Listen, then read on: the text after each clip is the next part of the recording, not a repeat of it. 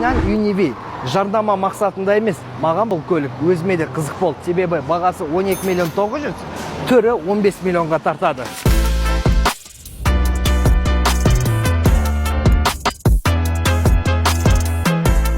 Көліктің дизайны бір философиямен жасалған. Егер сіз фарасын, радиатор торын, бамперін немесе жалпы есіктің жанынан қарайтын болсаңыз, қараңыздар, сәндікті құртпау үшін мына бір тұтқаларды ішіне кіргізіп қойған.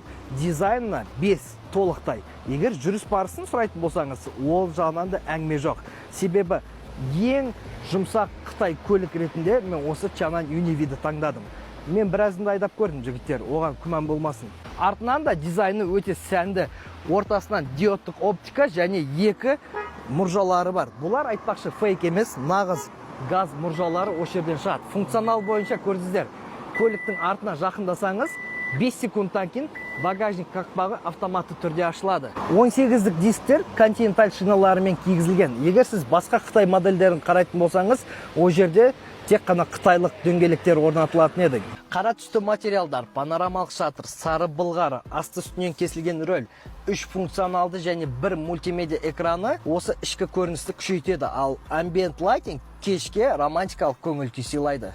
Функционал жағынан алдыңғы 2 орындықты электрлі және салқындату жүйесі бар. Одан қалса 4 терезенің барлығы автоматты. Артқы жолаушыларға барлығы стандартты түрде жасалған. Шынтақ тіреуіш, дефлекторлар, USB порт, мынандай бір қалталар. Бірақ маған ең ұнағаны бірнеше ілгіштер қарастырылған. Орын жетеді аяққа, бірақ баста енді биік адамдарға қиын болады ау. Стоп, ойлап қалмаңыздар, мен бұны мақтауға келді деп. Қазір сіздерге кемшіліктерін көрсетем. Ең алдымен мына бір айналарында ешқандай жарық шамдары жоқ. Ол аз болса, обдув бар, бірақ подогрев жоқ. Төменде Type-C порт қарастырылмаған.